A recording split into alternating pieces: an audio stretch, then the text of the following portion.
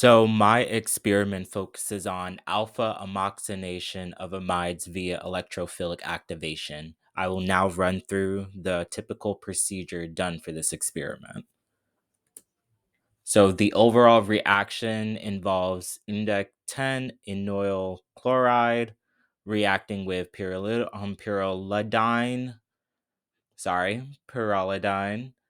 triethylamine, dichloromethane to get one pyrrolidin, 1 ill, index 10 in 1 own as the desired product. So the scale and optimization of this experiment. The experiment seems to be not that large of a scale, but does require the usage of a device as well as quite a few raw chemicals, which can be quite costly. The device required for the experiment is a rotary evaporator, which can range from 15,000 to 150,000 depending on the model and manufacturer. Besides the device, the majority of the raw materials are coming from the manufacturer Merck, which is actually very well known. The setup isn't that large between the rotary evaporation and column chromatography to be ran within a lab class. The only caution is just working with hazardous chemicals and to always consider lab safety. So the reaction apparatus is involved. So first would be column chromatography, which is used to separate, identify, and purify a substance for analysis. And the other one would be rotary evaporation, which is used to promote the rapid removal of excess solvent from less volatile samples. So, to detail what's involved in a rotary evaporation device, if you look here, is the round bottom flask. Then B over here, this is actually the water bath, which you can change the temperature of. Then C over here, this is the rotary motor, which involves spinning this round bottom flask. F, which is up here, this is the water condenser that allows movement down into the apparatus. And then G is the receiving flask, which should receive the desired product from rotary evaporation. And then H here is the tap or the neck that is actually the connecting vacuum to take stuff out.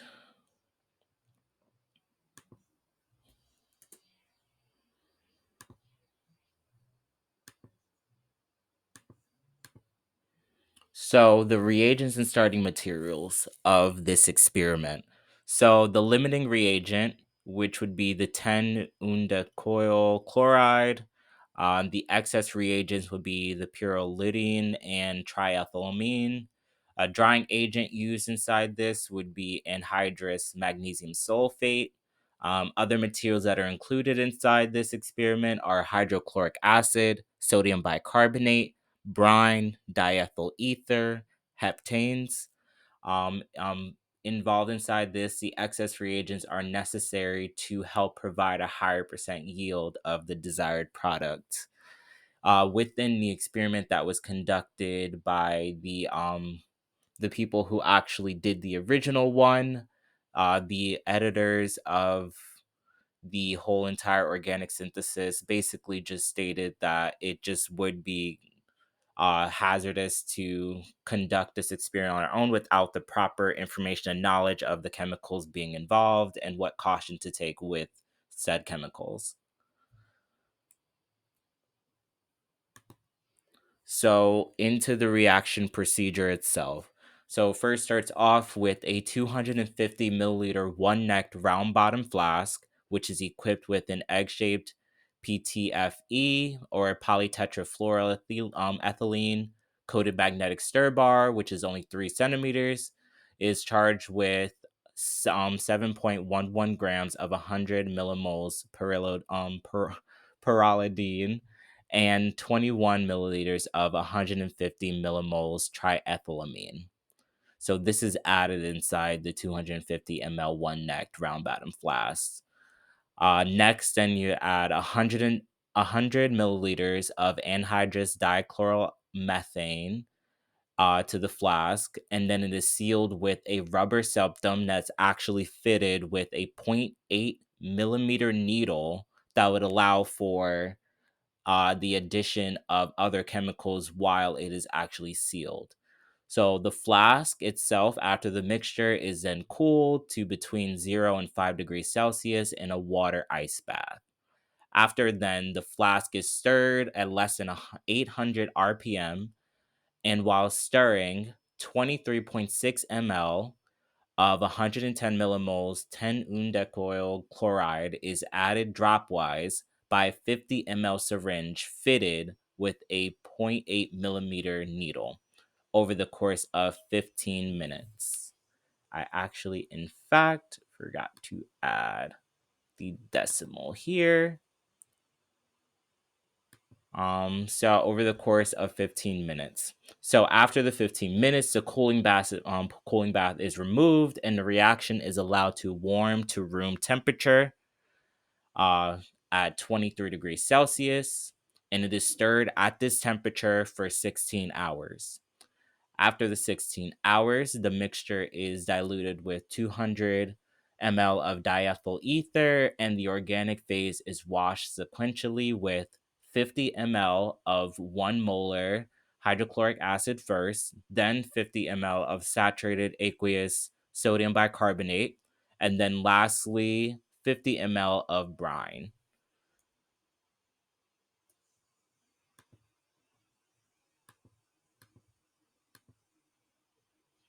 So then after that, the washed organic layer is dried.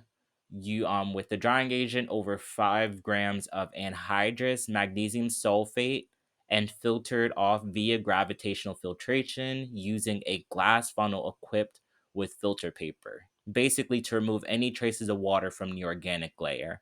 This process can be found to the left of the procedure, basically detailing how the solvent would basically go through here.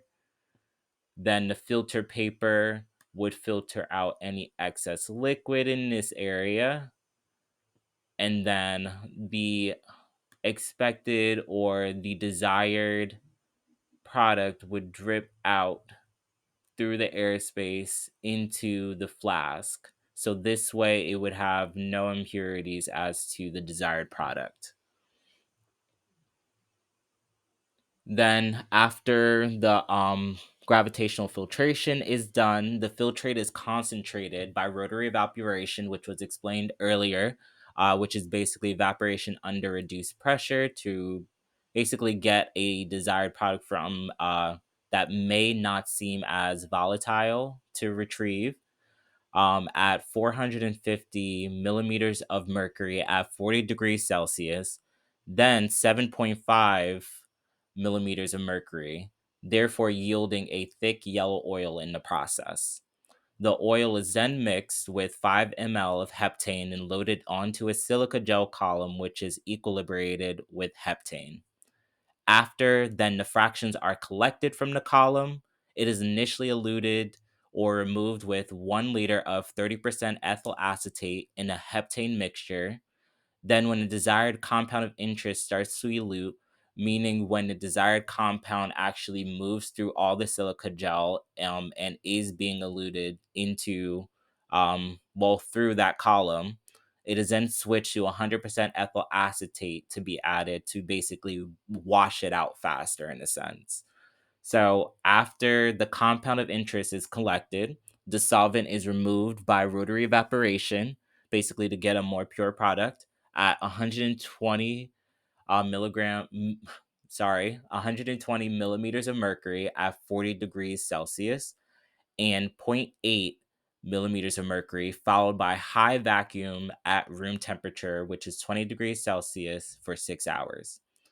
So after the rotary evaporation is done and they collected all of the desired product from the rotary evaporation, It was obtained and analyzed, and it appeared to be a colorless oil, and they had 22.2 grams from this experiment.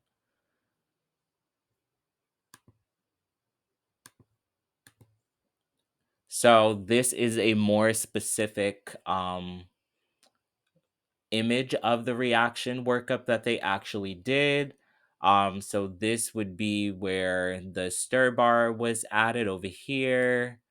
So this is when they added the pyrrolidine in the beginning.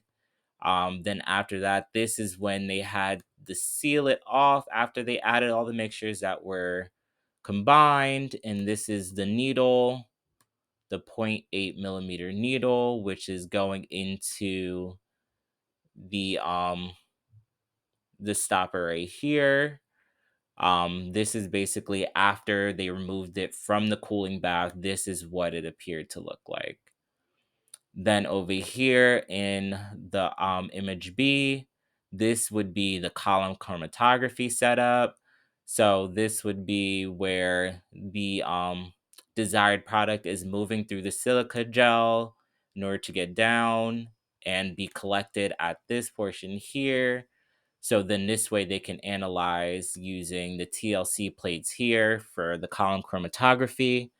And this was the product after this was the yellow colorless oil that was after the rotary evaporation for their desired product.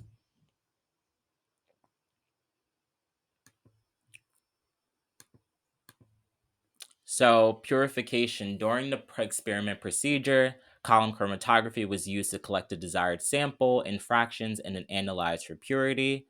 Characterization and proof of purity.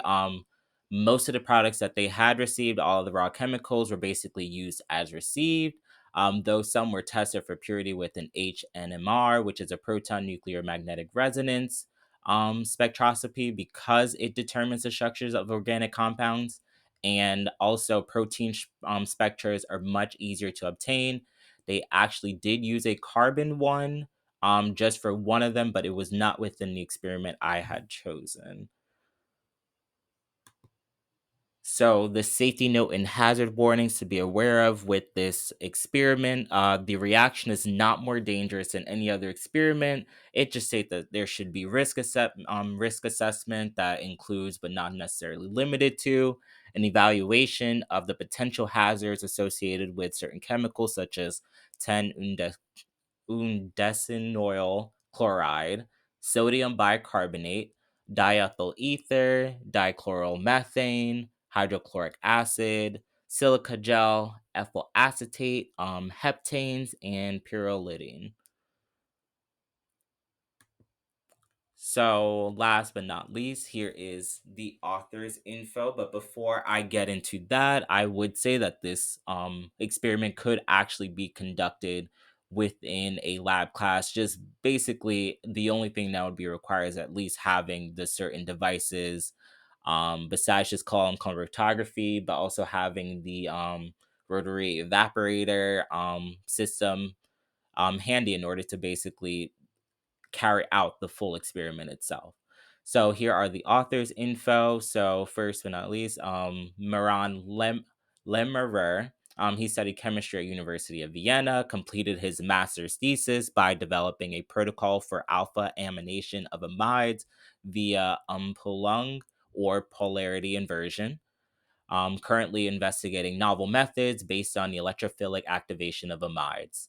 Han Matizowski, born in Slovakia, where he earned his engineering degree specializing in organic chemistry. He obtained his PhD degree at the Charles University in Prague for his work for synthesis of modified nucleic acids. Currently, his research interests focuses on the development of new methodologies for organic synthesis. Robert Tonelli received his MSc from the University of Pavia, where he worked under supervision on the development of new substrates for the Paterno-Bucci reaction. He is currently pursuing his PhD studies at the University of Vienna. His current research focuses on the chemistry of thioalkynes and related high energy intermediates. Colin News, born in Switzerland, and joined the Novato group in 2022 as a lab technician, currently a second year student of his apprenticeship course, and enjoys chemistry, traveling, as well as riding his motorbike and snowboarding. Um, another contributor would be Maulid. After getting his PhD in 2007, he pursued a postdoctoral position at Stanford University in the group of Professor Barry M. Trost.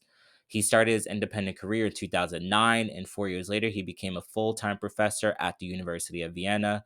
He is a member of the board of editors for Organic Synthesis and associate editor of Organic Letters, as well as JACSAU. Um, he received 3 ERC grants and multiple awards like the Tetrahedron Young Investigator Award in 2020. His research interests include the development of new reaction methods, the total synthesis of natural compounds, and medicinal chemistry driven investigations.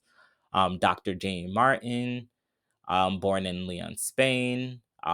He received his PhD in 2020 at University of Zaragoza. He joined a group of Professor Christina Novato as a postdoctoral associate at the University of Zurich. His main research interest is focused on the study of new gold complexes, their reactivity, and their application. Jorge Gonzalez, born in Mexico, where he completed his undergrad in chemistry in 2011. He got his PhD at the University of Edinburgh in 2016.